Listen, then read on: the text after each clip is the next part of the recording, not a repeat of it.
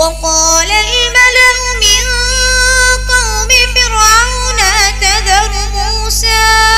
أتذر موسى وقومه ليفسدوا في الأرض ويذرك وآلهتك قال سنقتل أبناءهم ونستحيي نساءهم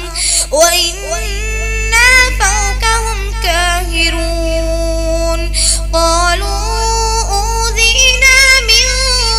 قبل أن تأتينا لما جاءتنا قالوا أوذينا من بعد أن تأتينا ربك بما أهد عندك لئن كشفت عنا الرجز لنؤمنن لك ولنرسلن معك بني إسرائيل صدق الله العظيم.